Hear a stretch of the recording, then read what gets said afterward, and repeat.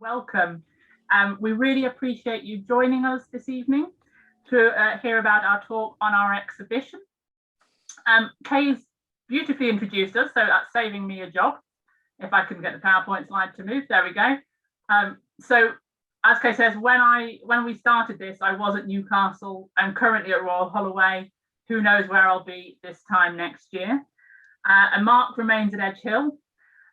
But together we're creating the exhibition that should have been, basically, is how I'm going to term it tonight. And we hope it will be, well, it will be soon-ish. I'm going to give that little time reference. It's going to be an exhibition about Weimar Germany, about photography, and about our times. So this evening we're going to talk you through what we're planning on doing, where we are with things, and what it means for tonight, if the screen moves, is that rather than telling you about the exhibition itself, we're going to tell you the story of telling the story of Weimar Germany, 1919 to 1933. It's not that we don't know what we're doing, we've got lots of ideas, but because of the pandemic, we're not where we would like to be, shall we say. But there's a fascinating story of how it's all coming together and where our thinking is coming from. And you will also, we would like it to be, if I will get to use the thing properly. We would like it to be truly participatory. One of the reasons for doing this was to do public engagement work. And to make it truly participatory, we'd like to invite you to comment in the chat. So you can ask questions, you can put comments, observations. If you've got interesting links, you can put them there. The idea is that, whilst Mark is talking, I'll be monitoring the chat and vice versa. As with all best laid plans, that might not go entirely smoothly. So if it doesn't work, we'll come to the questions in the Q&A session at the end. And if we run out of time, we'll do a sort of follow-up to any outstanding questions. So that's it from me for now. Okay, I'll start really with the premise that we started with when we were thinking about creating an exhibition. This was a fairly common comment that we found. This was published in 2016, a few months before Trump took over the presidency in America. It's an opinion piece in the New York Times, and it says, "Is this the West's Weimar moment?" And the text says, "Germans can never escape the trauma of our recent history." Oh, I'm gonna have to, yeah. That has rarely been clearer than today as we look around our continent and across the Atlantic. There are almost too many differences to mention between what happened in the 1930s over here and what is going on today. And it goes without saying that Donald J. Trump and Austria's Norbert Hofer are not Adolf Hitler. Still, Germany's slide into a popular embrace of authoritarianism in the 1930s offers a frame for understanding how liberal democracies can suddenly turn toward anti-liberalism.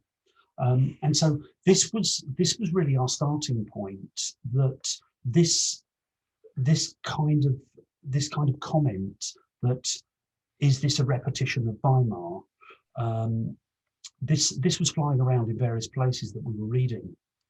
In addition, of course, if we go back to 2008, we had the financial crisis, and then there was the refugee crisis happening across Europe, where they say it began around 2014,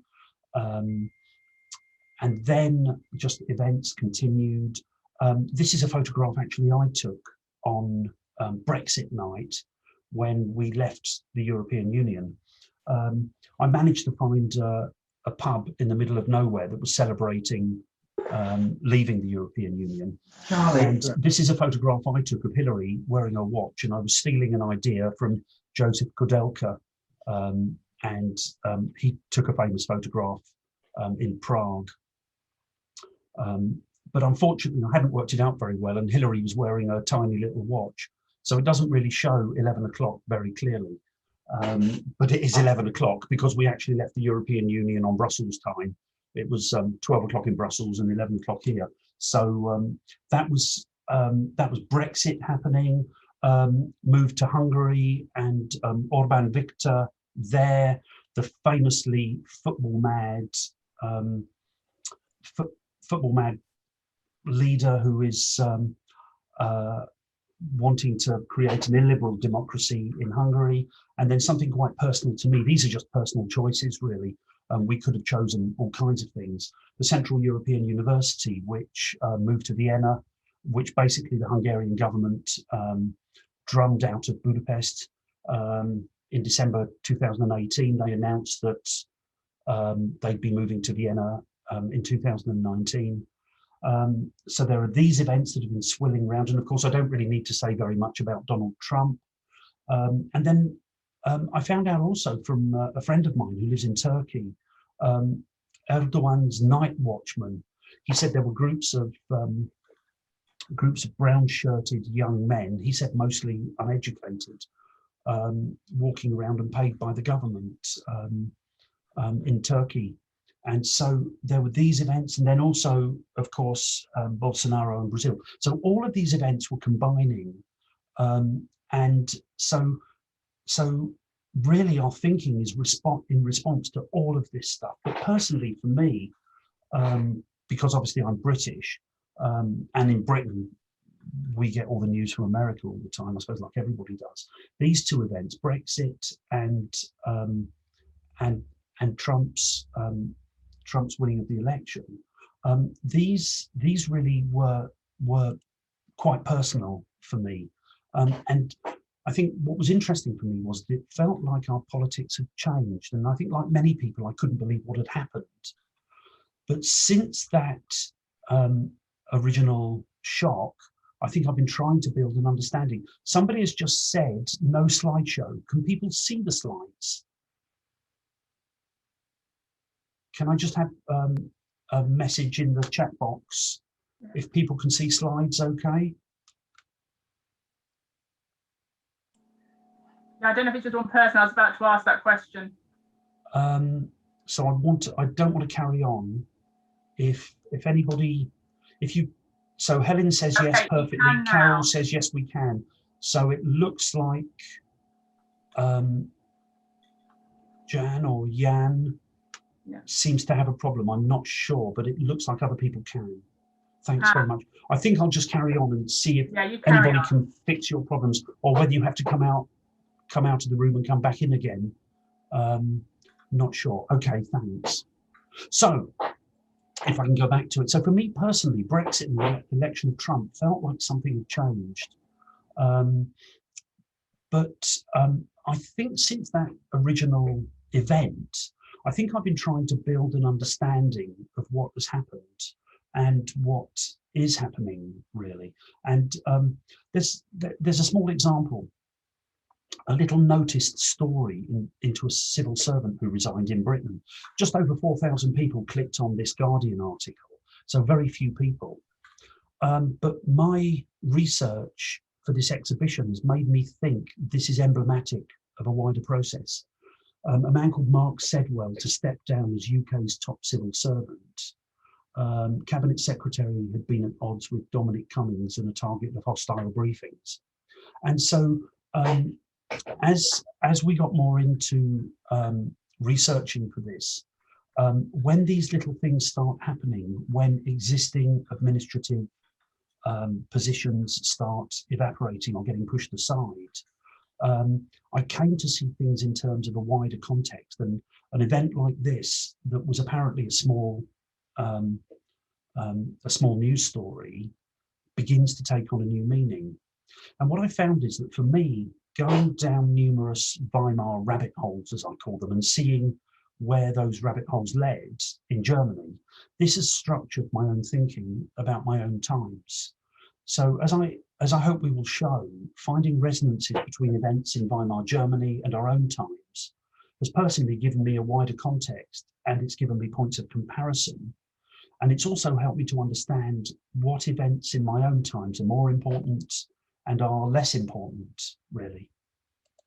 And one other little point of comparison, the pandemic, just as we were getting going with the exhibition, along came the pandemic, but more of that later, really. Okay. Oh. Okay, oops. No, that's me and Hilary both trying to do the same job at the same time. I won't try and move your slides, Hilary, because it will get us both into trouble. You move them. Yeah, okay. I moved them too far. Right. Before we go any further, Kay, could I get you to change the settings in the chat so that everyone can see everyone's? Because we're getting a bit stuck on direct messages and I can't reply to other people. If you do that, that'd be great.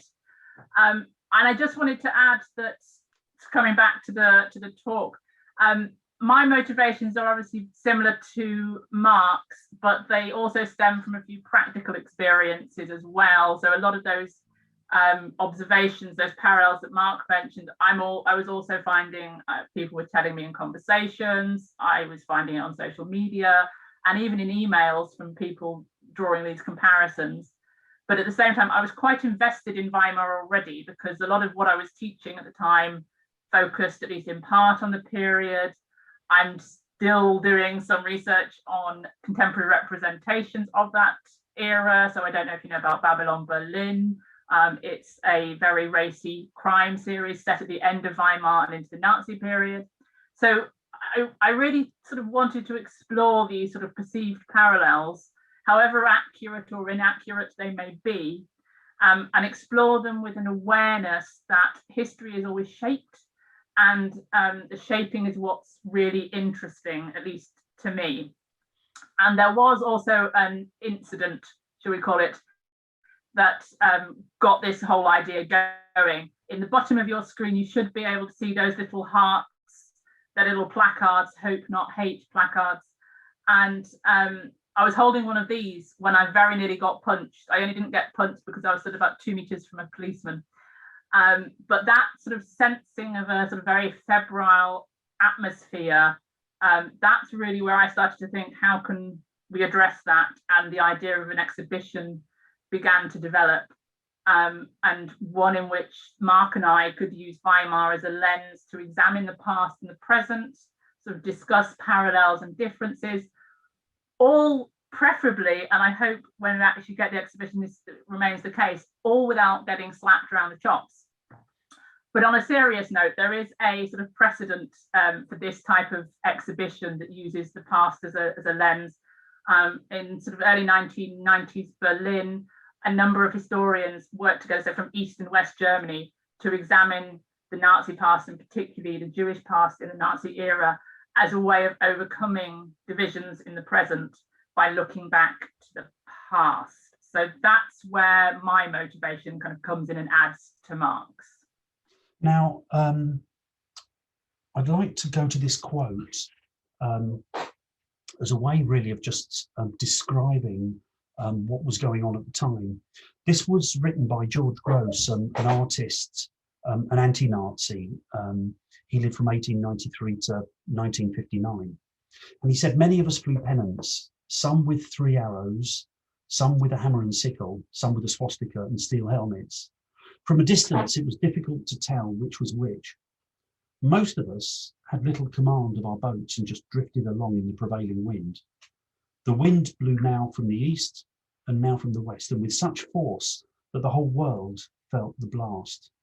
Just to go over some of those lines, some with 3 arrows, some with a hammer and sickle, some with a swastika and steel helmets. Well, the 3 arrows were the Social Democrats, and I think the hammer and sickle, the communist faction, the swastika and steel helmets obviously would be the Nazi or the fascist faction there. All of this was happening at the time. Most of us had little command of our boats and just drifted along in the prevailing wind. I always wondered when I was younger, what happened in the lead up to the Second World War, and why didn't people do more about it? And then I feel like if we are living through this time, I now come to realise how little we can do about it, or so it seems. And so this idea of most of us had little command of our boats and just drifted along in the prevailing wind, well, I think that's me, really. The wind blew now from the east and now from the west, and with such force that the whole world felt the blast. Okay. Okay, so we're going to take you through a sort of very, very potted history of the founding of the Weimar Republic and its chronology, if you like, because I'm working on the assumption that some of you perhaps aren't that familiar with the history, and it's just going to serve as a jumping off point for a discussion later on.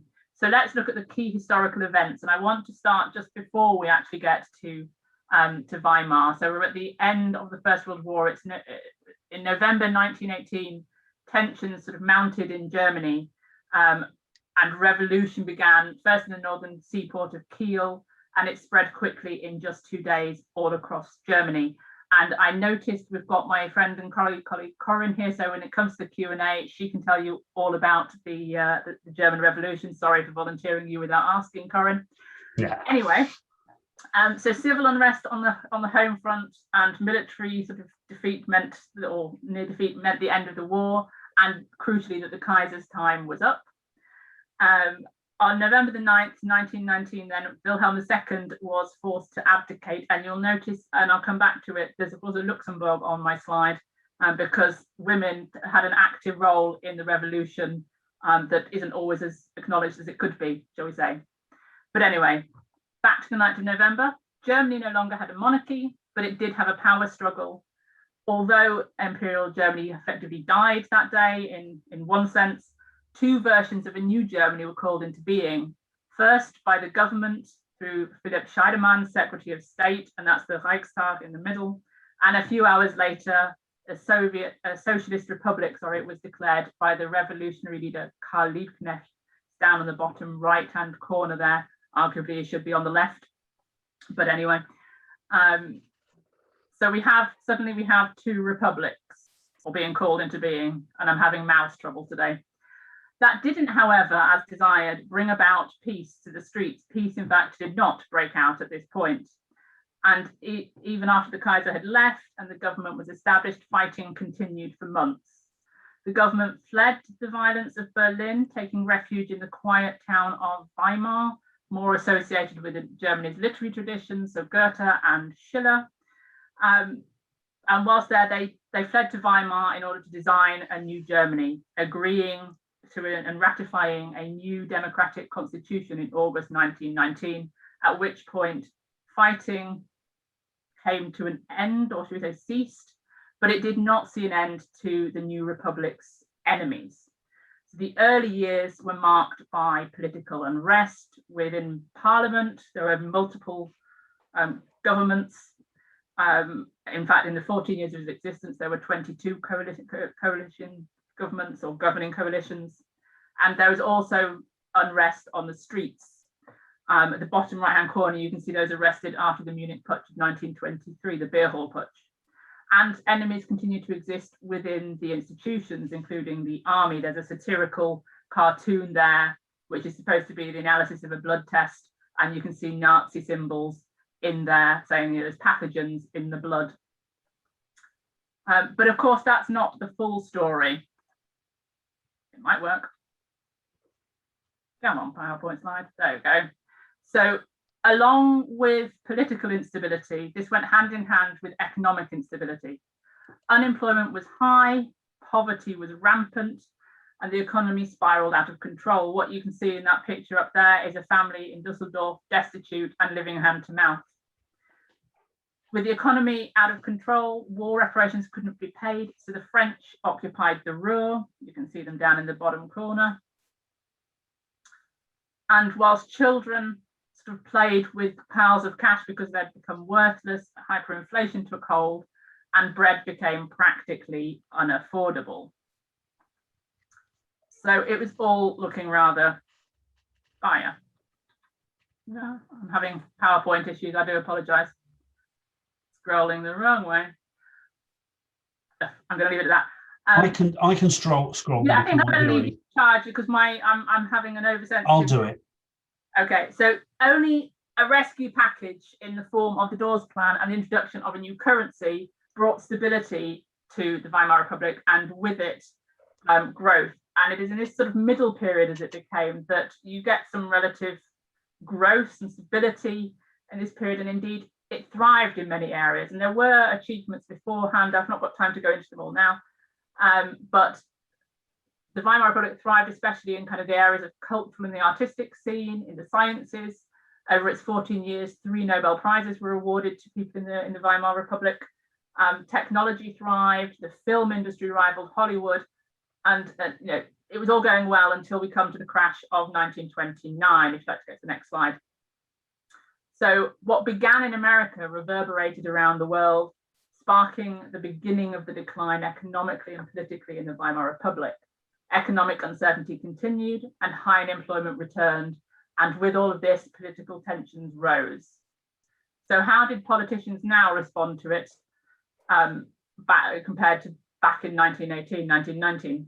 Let's look at the top man, President Hindenburg, up in the top corner there, the man with the executive power, the man appointed the chancellor, and himself never a lover of democracy, was the man who ruled over Germany, frequently bypassing parliament by using Article 48 of the Constitution, which granted him emergency powers. And in so doing, he undermined the very idea of democracy and elected government. Now, political shenanigans and miscalculations continued apace. But in the election of November 1932, it was clear that the then Chancellor, Franz von Papen at the bottom there, had to go. The Nazis had effectively the largest vote share, but no majority, and fewer votes than they'd previously gained. But Hindenburg was not a fan of Hitler. He didn't want him to be Chancellor. But as the story goes, von Papen persuaded Hindenburg to appoint Hitler Chancellor, the rationale for that being that the Nazis were on the wane, and given that no government had lasted all that long, it seemed time to give this upstart rabble-rouser a go and get him out of the way.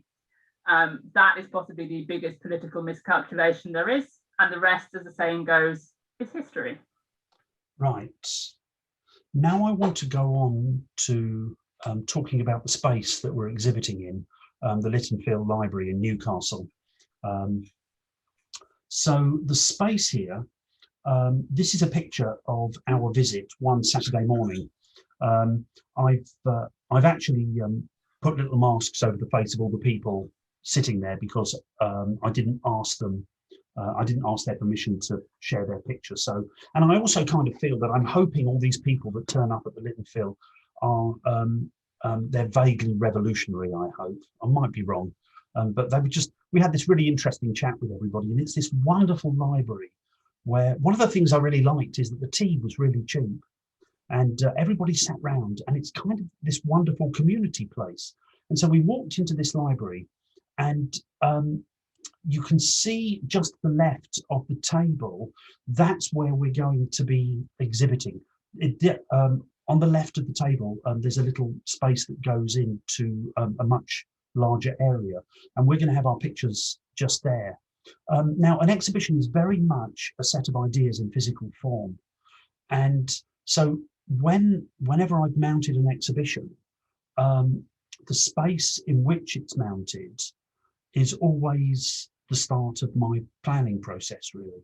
This tells me also practical things like how many pictures I can hang, how many, can I use vitrines, glass display cases, etc.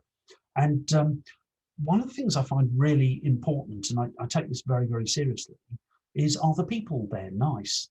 And I've been in some posh white-walled art galleries with snobby staff, and it just makes the whole exhibition process rather a negative experience. But the moment we walked into the Littenfield, we felt at home. So the Littenfield, well, I think we had some information at the beginning, but it, established on these premises, I think in 1825, and it's just a wonderful space. But the thing that really sold it was this little dog. We were told that this dog used to belong to one of the regulars at the library, and sadly, when the dog died, they had him stuffed, and they stuck him on top of the bookshelves. And the moment we saw that, I just thought, yep, this is the kind of place we want to exhibit, because let's face it, we're kind of telling stories here. This is a storytelling place. It's the perfect storytelling place. So that was one of the main motivations, really. We both agreed straight away. We love this place. And upstairs, there's this wonderful room. And so this space, this private room, started to open possibilities for talks and events that we could have as well. So you start with the space and then you build around that. I've had some conversations and was due to work with a wonderful designer called George Lewis, who designs stands for art galleries and things like this. And so we were working with these designs, and he was going to use a modular system, although I didn't want the blocks, and I could talk for an hour and a half about this stuff, but I don't think I'll bother. But this is all part of it, and we're going to get some little cheap lights, I think, from IKEA. And he said he'd run the wires down the metal poles. No one would ever see the wires, and it doesn't matter. It's all that kind of stuff. So this is important as well. Oh, and can I just say, I've just admitted Hani Al Ghazal, so we've now got somebody from Saudi Arabia. How cool is that? Welcome, Hani. That's really good. I'm really happy to see my friend Hani here. Okay, now I wanted to say something about the connection. By connection, I mean the process by which we're aiming to connect events in the past, recent events, and events unfolding into the future. And because this is a photography exhibition made up of both images and text, I want to call on two separate but connected ideas to explain how we want to connect. And the first idea is this idea of historiography. Historiography is kind of the history of history. It's how history was written, by whom, and why it was recorded in that way. It examines if and how historical events have been reinterpreted by historians over time and why. And it's kind of about the fluidity of history, really. So we absolutely acknowledge that we're taking an imperfect, partial approach to the way that we tell our historical stories. And so historiography, the history of history, how history was written, by whom and why it was recorded in that way. It examines if and how historical events have been reinterpreted by historians over time and why. It's about the fluidity of history. The second idea I wanted to call upon is a photographic idea really called indexicality. This is the idea that the camera does more than just see the world. It's the idea that photography, the camera, actually is touched by the world. The idea is that light bounces off an object or a body and into the camera, activating a light sensitive surface and creating an image. So there's this idea that there is a direct relationship between the thing photographed and the light that hits. It could be a sensor on a digital camera, or it could be a film, or it could be even a plate on a very old camera. Photographs are therefore designated as indexical signs. Images produced as a consequence of being directly affected by the object to which they refer. It is as if those objects reached out and impressed themselves on the physical surface of the photograph, leaving their visual imprint. So this idea of indexicality, the camera is doing more than just seeing the world.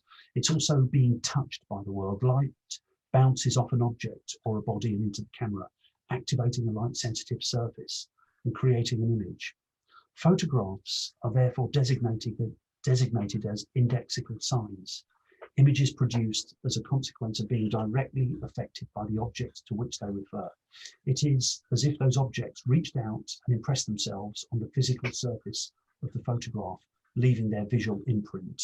To summarize that, this is basically a truth claim for photography.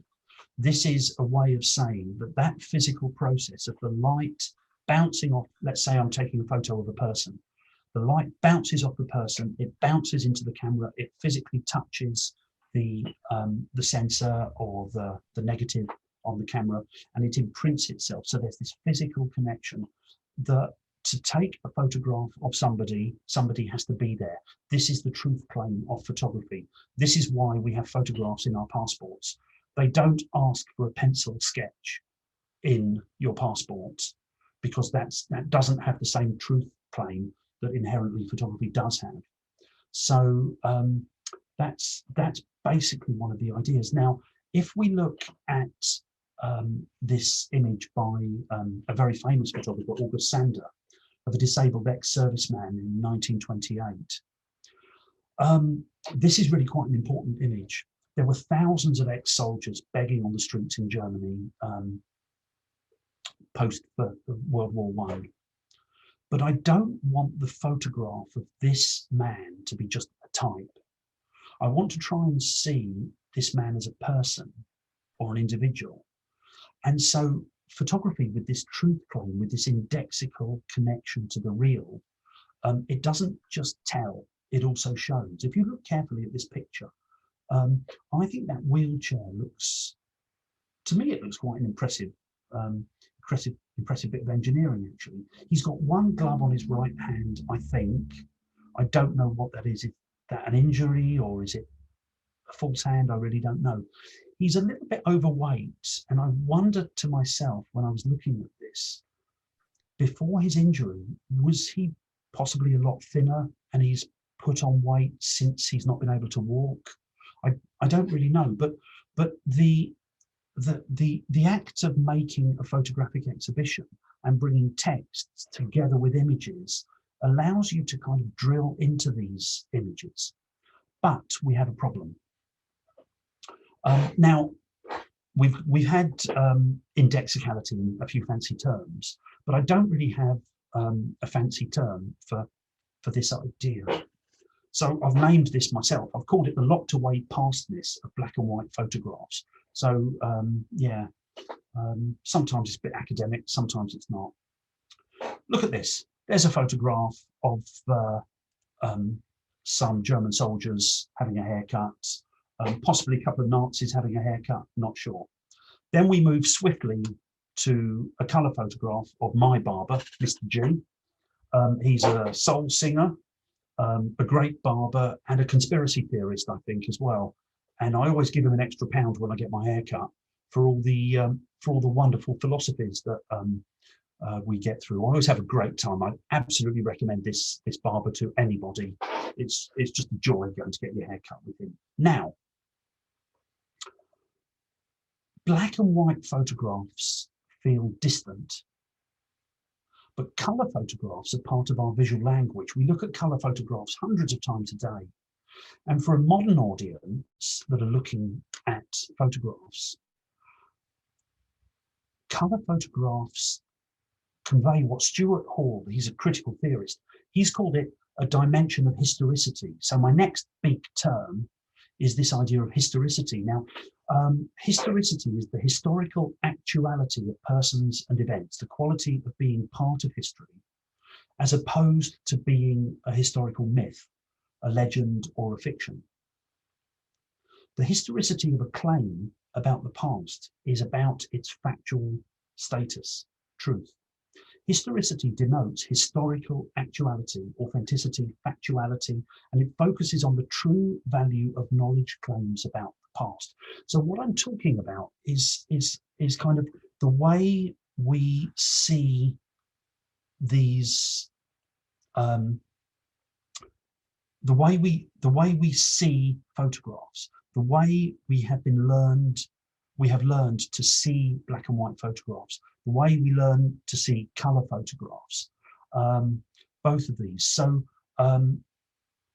as a visual storyteller, the good news is that all photographs contain a truth claim. This is the good news from my point of view as I'm trying to build an exhibition.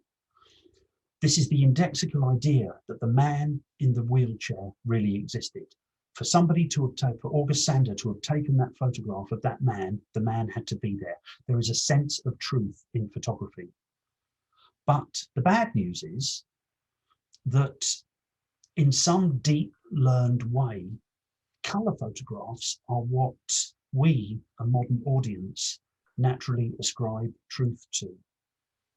But to tell the story of this period, Hilary and myself have to work with black and white photographs. And today, the black and white, or the monochrome image, as they call it, tends to live in our imagination in metaphorical boxes labelled the past or the art world, because current black and white photography, I think, has something of the art world about it. If you're taking photographs in black and white, you're probably trying to be a bit arty, I would have thought. So let's look again at these photographs. Just look. There's the old, the slightly separate, and there's Mr. G, who's just down the road in his shop.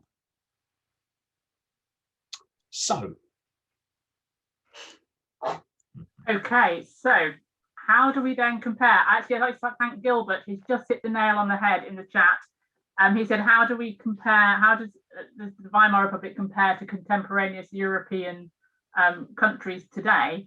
And that's really the problem that we had. We came across all these parallels, but how are we going to draw them out? We didn't want to do a sort of very unsubtle one-to-one sort of correspondence and suggest that this is exactly the same as that. It's not. And when you're putting together an exhibition, as with research, sometimes you need a bit of luck. And as luck would have it, Mark and I have some very helpful, very well-read friends, and a big drum roll or desk bashing to Natasha, Mark's friend, who basically told him, we need to read this book, Ecce Temokans, How to Lose a Country, 7 Steps from Democracy to Dictatorship, which bases on her experiences in Turkey and the messages that has for the rest of, for us in the West, particularly in the UK and America. Sorry, that's not Natasha's experiences in Turkey. No, that's the writer's, Ecce Temokans. Natasha told Mark to read it, and he told me to read it. So off we popped to the bookshop. So this is going to aid our understanding, and also it gave us a structure. We read this book and went, yay. Mark, could you do the slide for me? This suddenly we knew what we wanted to do. So these are the 7 chapters, and these are going to be the 7 parts of our exhibition that's going to map onto these, or also show how it doesn't quite work. So we've got creator movement, and I've got some examples coming up to talk about that. Disrupt rationale, terrorize language, remove the shame, immorality is hot in the post-truth world. Mark's going to talk a little bit about that. Dismantle the judicial and political mechanisms, design your own citizen, let them laugh at the horror, and build your own country. Now, we're not going to give you examples of all of them tonight because we wouldn't have time, but we're also not finished. So we're going to give you examples of a few of them. If you'd like to move on to the next slide. Okay, so now we come to the stories. So what we're going to do here is we're going to give just a few extracts of possible contenders for the exhibition itself. And remember, please, this is at a very early stage of planning. So just to recap a little, we've worked out our main premise. We know where we're showing the work, and we kind of have an approach, that is to connect the Weimar period with today, but not in the form of a straight comparison. We don't want to say this person from Weimar was similar to Donald Trump. We don't want to do that. That would require history to repeat itself. And we know really that history doesn't. But then, of course, I found this rather nice quote. History never repeats itself, but it rhymes. Thank you, Mark Twain, for that. But if it rhymes, we want the connections we make between then and now to be suggestive. And taken together, the little vignettes that we're going to talk about, these little stories that we are telling, we hope they might evoke patterns and trends in the events of the time that are not unlike our own times. And one thread that Hilary will speak about in a few minutes is that the complete takeover by Hitler and the National Socialists in 1933 was not inevitable. It did not have to be like that. But first, I wanted to talk about this particular picture, this photograph. Friedrich Seidenstucker, I hope that's right. I'm a bit worried about my pronunciation, actually. A newspaper kiosk And with 966 titles, 1932, a photograph, a random little photograph in Berlin, a typical view of modern city life in 1932. Now, this image can be read literally and metaphorically as containing the settings, the plots, and the characters of the time and place in which it is set. That is 1932.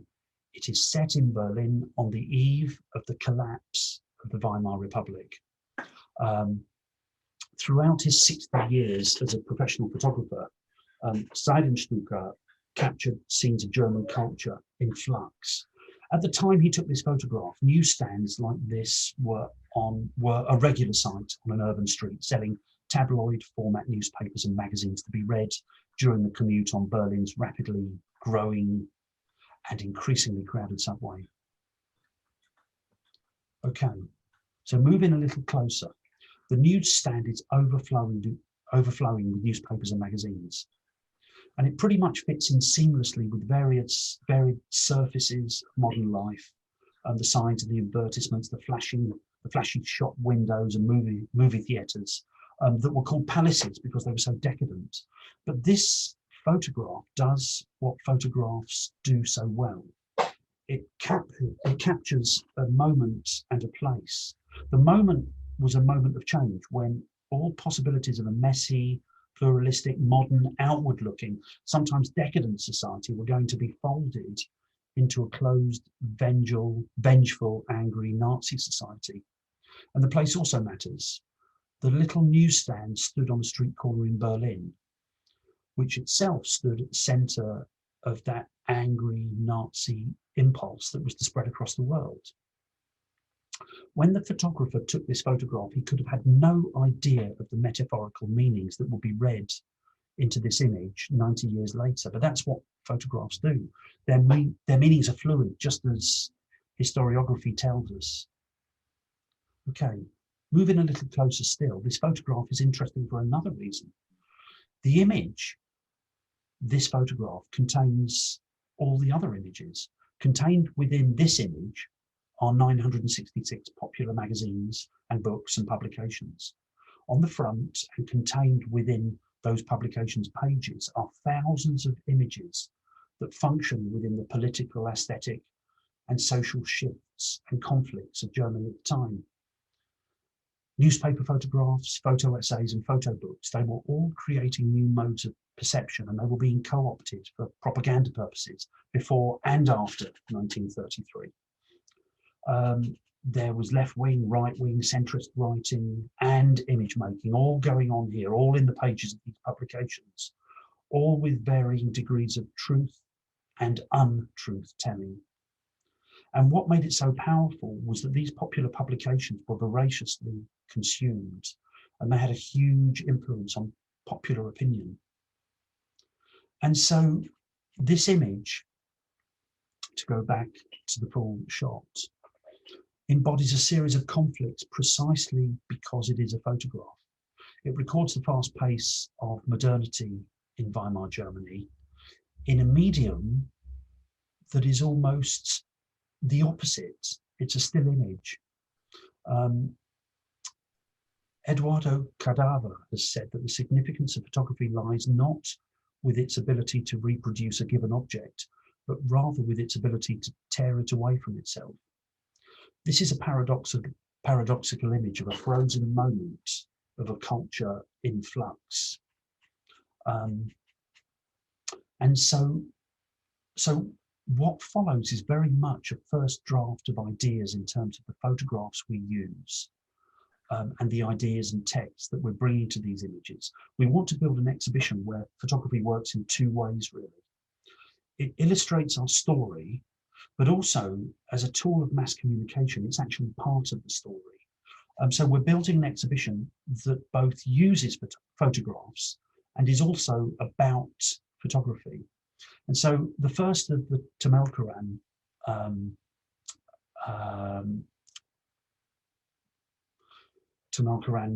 criteria we want to use is this idea of creating a movement. Yeah, I will take over. Thank you. So creating a movement. We talk about creating a movement. If you could just move the slide over for me, Mark.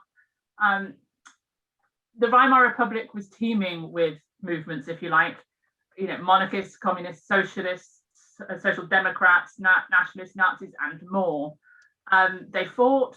Sometimes they got into bed with one another for their own political agendas. But as Mark was saying, the rise in control of any one of these groups was not inevitable. Now, if you ask people now what they associate with the Weimar Republic, as I did on Twitter the other week, thinking I'll get half a dozen responses at most. But what actually followed was 2.5 days of tweeting going backwards and forwards, which was glorious. But what often comes up and came up then was the words doomed to fail, or words to that effect. And so it's a widely held belief, but one that doesn't necessarily ring true. Yes, the Weimar Republic's enemies were within.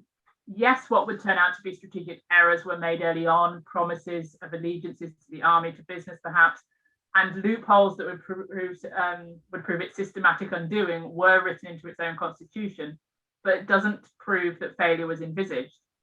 Now, American historian of Weimar, Eric Weitz, describes the Republic as a warning of what can happen when the institutions and personnel of democracy are subject to unrelenting and often vicious attack, when politics becomes a war for total domination by one side, when certain groups are vociferously condemned and marginalized, when traditional conservatives traffic with the radical and racist right, granting it a legitimacy it would never have been able to achieve on its own. But we keep talking about the enemies of the Republic, but let's remember that there weren't all enemies. There were movements within the Weimar Republic that were pro the Republic, pro the state. And this is an image from the German Historical Museum that captured me straight away when I saw it. If you can see swathes of people there, and you might recognize that as the Berlin Lustgarten near the Berlin Cathedral. And you might have noticed already, I hope you have, that rather large flag in the middle that's got a swastika on it. Look again and you'll see that swastika has been crossed through. So it's a pro-Republican and anti-Nazi rally, or sentiment at least, there. Now look to the foreground, to the bottom of that image, and you can see a couple looking directly into the camera. Look into their eyes. How do you imagine them to be? What are they thinking, feeling, hoping, fearing? Do you feel a sense of energy when you look at that photograph? Now, think about when that image might have been taken. It may or may not surprise you to know that that image was captured on the 1st of May, 1932, a mere matter of months before the Nazis won a minority, or in the election, or enough to form a minority government that led to Hitler's eventual appointment as Chancellor. So now imagine that couple again. This time it's the end of January 1933. So going from that positive energy of months before, can you now imagine their despair that despite all that anti-Nazi energy of the gathering in May, it all came to nothing? Does that resonate with you? That's what we're trying to make happen with this exhibition. Just to give you another example, then, there's also about design your own citizen. What can we learn about today? What comparisons can we draw by looking at different citizens in the Weimar Republic? We know it was a diverse society, and let's go into it in a little bit more detail. So we know, if you read the Temel Quran, you'll realize that she says warning signs of a democratic decline center around women, their bodies, agency over their own bodies, and so on. So what about women in the Weimar Republic? Now, women in the Weimar Republic is a complex and contradictory story, if you like, of positives and negatives and inherent contradictions. We have, as I mentioned before, women involved in the revolutions of 1918, 1919, so famously Rosa Luxemburg, co-founder of the Spartacist League, and also Hilde Kramer you've got there, who was involved in the revolution in Munich, and actually later went into exile in Britain in 1937, but if we've got time at the end, I'll let Corinne talk about her. So we have women very much involved in the development of Weimar. And we know from our history books that actually progress was made politically. Women gained the right to vote ahead of women in other Western European countries, and they were elected to public office. And you can see there's MPs there at the top and voters on the bottom. And women also made up a substantial part of the workforce, albeit not equally. We've got an image of the famous Bauhaus, sort of famous school of art and design. That was an unequal place to be. Increasing urbanization also meant that employment was there for women in the cities, with new white-collar jobs, such as that of the typist, the telephonist, and shop girls. Fashions changed. Women wore shorter skirts, had their hair cut fashionably short in a sort of bob, which is known as a booby cob. But for all the progress, there was also angst about women in the workplace, and to a degree, also resentment from both men and women, which I think is significant. So how did it manifest itself, first of all? If we go to the next slide. It manifested itself in particular attitudes towards sexual values. In Weimar is known, this is one of the responses I got from my Twitter, as sex and drugs and nightclubs. But it's known as for its sexual experimentation, together with the drugs and the dancing. So we've got the Mocha FT, one of the famous nightclubs there, and Berlin was a city that never slept, by the way. But there were those, again, men and women who for many reasons resented this sort of societal shift. And we find hostile attitudes, particularly around the figure of the Neue Frau, or the new woman, who was a symbol of the Weimar Republic, someone sexually liberated, independent, fun-loving, symbolic with this shift from the old order. So they were seen positively by some, but as a scourge on Germany by others.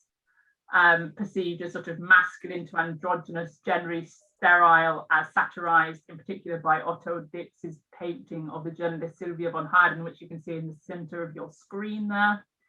So there are inherent contradictions. Women were simultaneously depicted as both the virgin and the sexy vamp. We've got Maria from Metropolis there, and images. These are sort of images that were perpetuated by and in German cinema, which, as I said before, rivaled Hollywood at the time. So when we're thinking about the citizens now, how does this objectification of women's bodies, the attitudes towards women, translate to today, and what warning signs perhaps can we see? Those are things that we'd like to bring out in the exhibition. But of course, it's not just about women's bodies, and I particularly like this image because complex and contradictory attitudes were not confined to women's bodies or heterosexual sex alone, rather also to questions of gender, LGBTQ+ culture, queer spaces, and queer rights. Now, we may think of gender questions, transgender, queer, homosexual, as being a modern phenomena with progress only made from the 1960s and the sexual revolution then. But in fact, Weimar Germany was light years ahead in its attitudes, albeit not legally.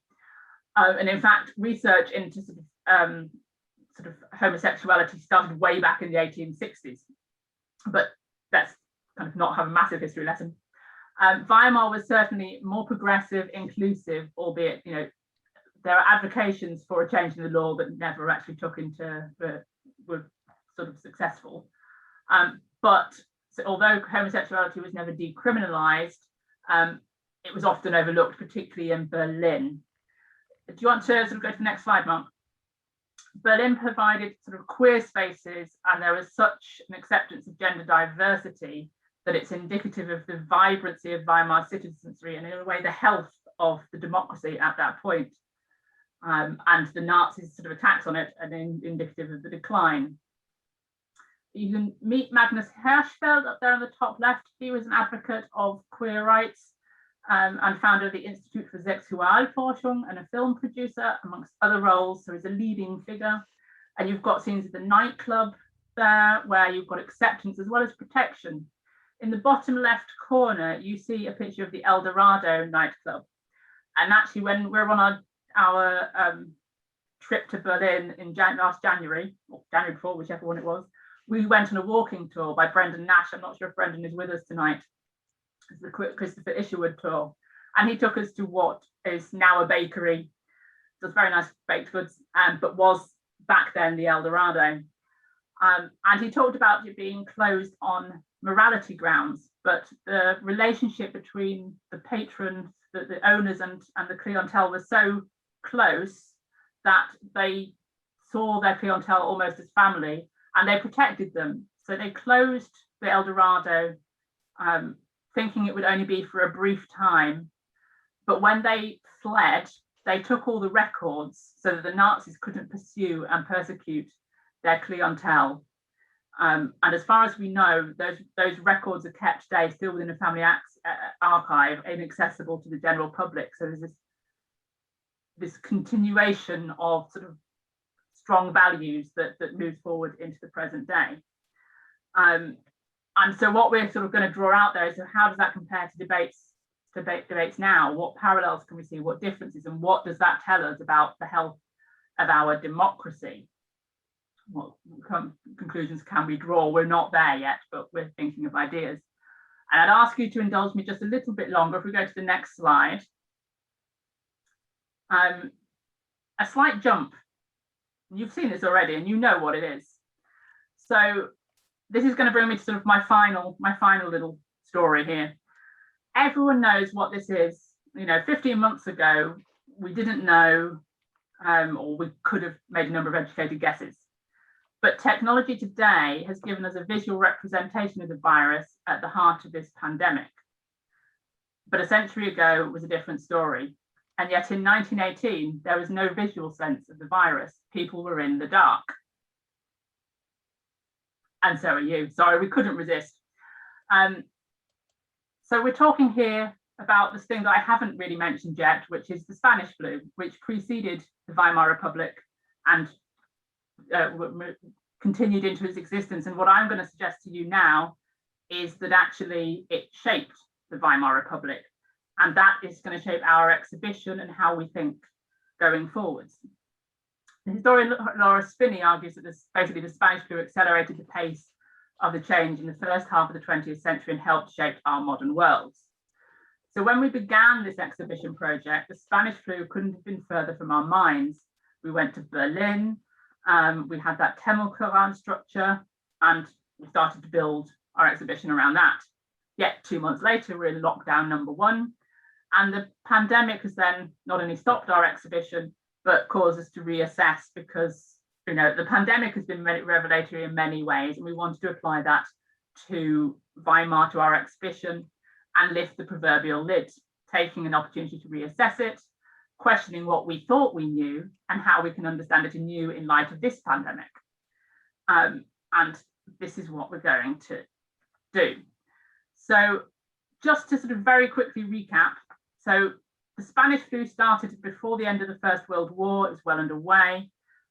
Germany wanted to stop the war. In legal jargon, it sued for peace, based on a document drawn up by the US President Woodrow Wilson, known as the 14 Points. And this is significant. Now we'll come to that. Believing basically this would be a peace, this would be an end to the conflict and future conflicts. But the peace was envisaged, that was envisaged, was not ultimately realized. But this is to do with the Spanish flu as much as ideology. If you'd like to take to the next slide. So photography tells us something. So you've just seen a picture of the Hall of Mirrors at Versailles. These are all images that we expect. We've got the Big Four there. We've got the German delegation. We all expect to see these images. They're what we're familiar with. But these images match our expectations, but they also limit our perspective. We see, but we also don't. If you'd like to go to the next slide. What I like to suggest is that there was an empty chair at the negotiating table, and that in a sense, the pandemic played a key role in the reorganization of the post-World War world, and in Weimar. So again, if you go to the next slide, Mark.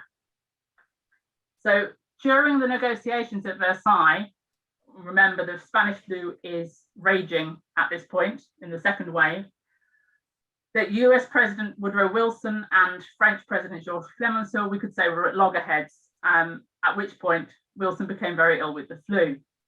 The French wanted the Germans to pay, and they wanted draconian terms, and Wilson, up to this point, had been long advocating a peace agreement that was fair. Wilson was the key figure in the negotiations until he was then weakened by the flu. And although he wasn't away for very long, when he returned, he was not the man he had previously been. He was easily tired, lacking in focus and patience, as well as paranoia. None of that we get from the photographs in the exhibition. But what we now know, due to more recent medical research, is that these are all side effects, damage caused by the Spanish flu. But that also gives us a new perspective on what happened before and in Weimar. At the time, no one really understood its long-term impact, but we know that after his return, he ultimately agreed to Clemenceau's more draconian terms that they wanted in the first place. So his volte-face, if you like, was as considerable as it was unexpected.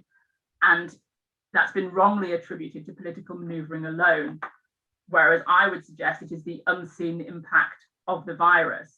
But then if we think that shaped how the Weimar Republic, or certainly its opponents, perceived the Republic. Germany had to sign, if you'd like to move the slide forward, Mark, thanks. Germany had to sign terms that were harsher than it had originally expected. There's a sense of betrayal, but Germany was in no position to not sign effectively. They were militarily weak, economically weak. They had no ability to return to the field of battle. And also, if we go to the next slide, they still had thousands of troops in POW camps in Britain and France, especially, who were being held effectively hostage, or to use contemporary parlance, the bargaining chips of the day, to ensure that Germany signed the treaty. So it signed. And that was seen as a betrayal, particularly by the right. But reassessing the event from the pandemic perspective raises the question of how different the peace would have been, and perhaps also then the Weimar Republic, had Wilson not fallen ill and been ravaged by the effects of the virus long after he was over the main symptoms. So in this way, the Spanish flu was the unseen hand that shaped Weimar, its politics and its divisions. And this is an interpretation we hope to draw out in the exhibition.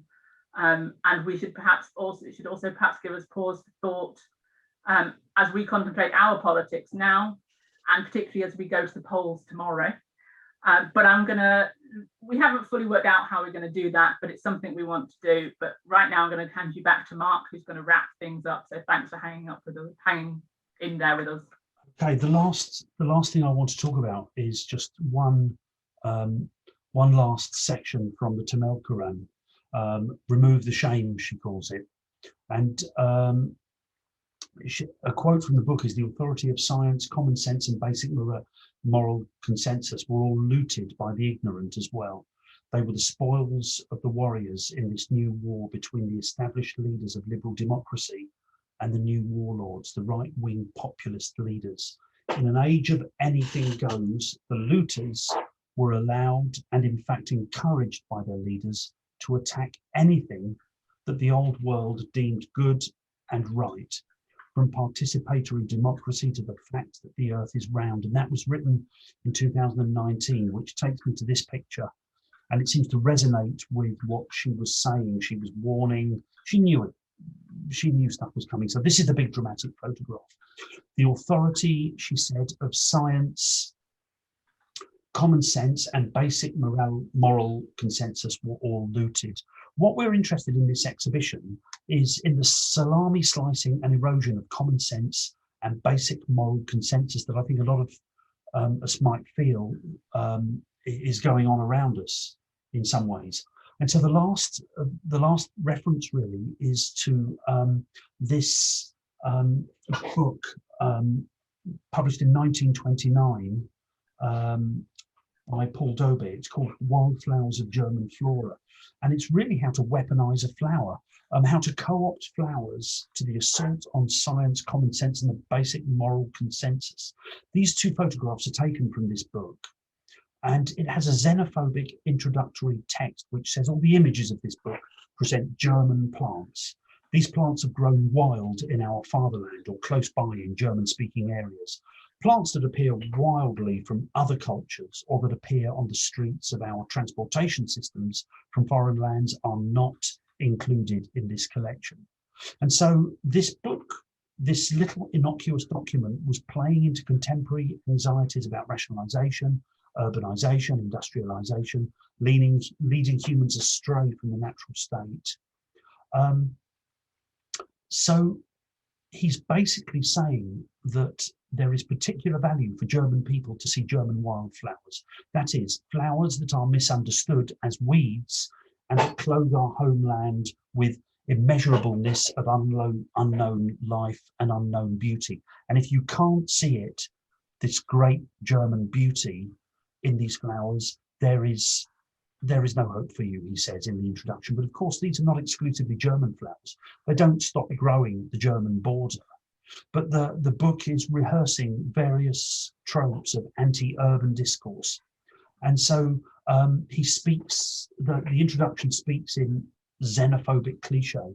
And so photography, and this is the last point I want to make really, photography by its nature can trace the big cultural, political moments as the assault on the Capitol building I've just shown you. But it can also say something about the tiny shifts in thinking, the tiny shifts in common sense and the tiny shifts in morality that are on the way to those big seismic shifts, and the ones that whole populations feel and they notice. So in a way, our exhibition is about tracing the small things and the little steps, as well as the big events. And that, as they say, is my story. Thank you. Okay, thank you very much for bearing with us. We know we've talked for quite a while. We always do. Quite a lot of information to take in there. We'd like, if you want to hang on, we've got time for questions, either to both of us or to Mark or to me separately. And I've picked up on most things in the chat. If I haven't, just wave and we'll come to you.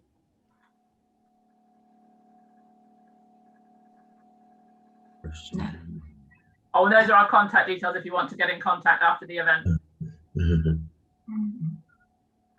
Forgot about those.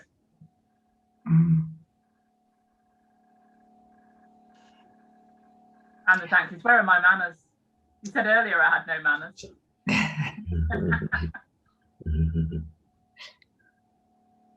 Thanks, Carol. There's a question, somebody. You want a question? No.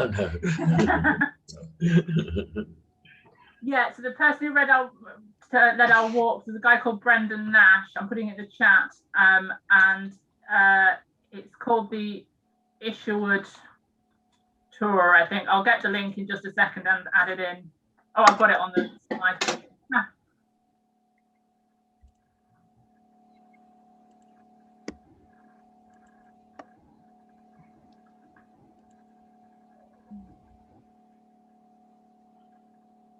Can I just, it's Natasha in Paris. Hi, Natasha. I want to thank you both for the fascinating walk through your thinking on this project. And I have to say, I'm just desperate to see the thing actually once it stood up. But I'm just curious, and I'm very happy that the Lit and Phil has actually recorded this. And I was wondering, were you planning on trying to share it with Ms. Tamil Quran? We were wondering about that. Yeah, we were wondering about contacting her a while ago. I think when we've got our ideas a bit more organized. And in fact, one of my main motivations that I didn't mention was with you and Alex, Natasha, when I was having dinner at your house one night, and you were saying, because you work in diplomacy and you deal with people from all different countries, and I remember you both saying that, you know, democracies are being shredded. Those were the words. I think it was Alex that said that. And we were talking about it, weren't we, really? You know, I mean, this is your business. And so that, more than anything, you know, those little personal bits and bobs that you pick up through this life, people you speak to, it's one thing to watch the BBC or whatever it might be, but when you know people that are in the trade and are talking about these things, then this was another motivation, really. But yeah, we should get in contact with her, really, shouldn't we? I think we should, yeah. Like I said, I think we want to firm it up. I mean, we obviously, as I say, planned to be, well, this exhibition should have happened, and obviously with the pandemic and changing jobs and things, we've not dedicated anything like the time to it yet that we'd want to. And also we need to get back to archives. We don't have enough sort of data, raw materials. And one of the things we kind of want is actually more sort of unofficial photographs, so sort of family archives, things like that, to sort of, because archives tend to present a conservative view in a sort of narrowest sense, and we kind of moved away from that. Corinne, I can see you've got your hand up. Do you want to come in, or do I need to unmute you? Thanks, Natasha. Thanks, Natasha. Hi. Thanks for that. Really, really lovely talk and lovely to hear about the exhibition. Yeah, super excited to see the final thing. I'm definitely going to pop up and see it when I can. I was just thinking about something Mark said around photographs as truth, and that wonderful image you had by August Sander, the disabled soldier, and also that, you know, on the one hand, yes, that is a real person who was there and that picture was taken. But at the same time, photos are subject to manipulation as well. Absolutely. And so, but at the same time, even when they're being manipulated, they can tell us a greater truth in a way. So the one I'm thinking of is there's one that's supposed to be of Hitler in Munich from, I think it's an early one from the early 20s, and it's kind of showing that, you know, he was there at all these key events. And there's those are questions around whether that's a real image or not, but actually it tells us more about Hitler, the person, than it does about whether or not he was there. So I was wondering if that was something that you might be playing with in the exhibition as well, this idea of manipulation and image. I hadn't really, you mean almost kind of Russian government style, that kind of thing. I hadn't really thought of that yet. If it comes up, it may well become a feature. There are so many things to do that I really don't know at the moment. This is absolutely the bare bones thrown together stuff that we've got so far. When you start searching for Weimar, it seems to me all the exciting and the glittery bits like cabaret seem to come up, and we're kind of interested in drilling into people's lives. And the problem with a lot of archive photographs, I think Hilary might have said, they're kind of conservative and straight. And so, yes, manipulation might be one way to go, actually, if there's, yes, control, I suppose. But at the moment, I don't know. I've just written the word down, and so we'll credit you at the end if that's the case. Is that okay? So at the moment, I don't know is the answer. But yeah. It's definitely one to contemplate, I think. And I think that would also fit with the sort of the themes and the parallels, this idea of images being manipulated, stories being manipulated, shaped to sort of promote particular agendas. Well, and the thing I didn't say about the newsstand picture and all the concerns there were over the manipulation of the people by all these magazines is that it's a Facebook story, really, isn't it?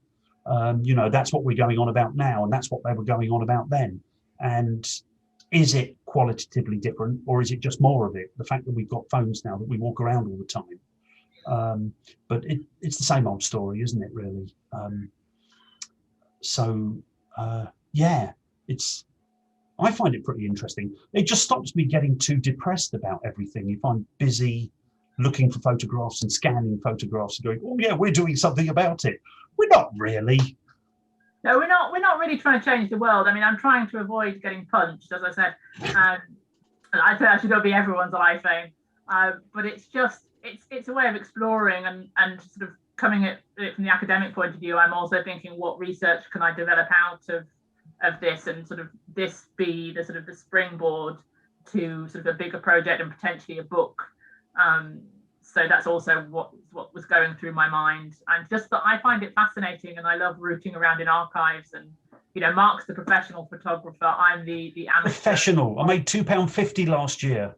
Yeah, but you know, you are professionally known as a photographer, even if you're not a successfully rich, you know, photographer. But you're a very good one, whereas I come at it from an amateur point of view, but a point of view of enjoyment. So it's sort of also just doing something that you enjoy, and if you can make work something that you really enjoy, I think you're onto a good thing. There was a great quote that I was going to put in, but I didn't, by Grayson Perry, and he asked, how much does art really influence politics? And he said, because I'm a really famous artist, I could have one of my pictures on the Home Secretary's wall in their office.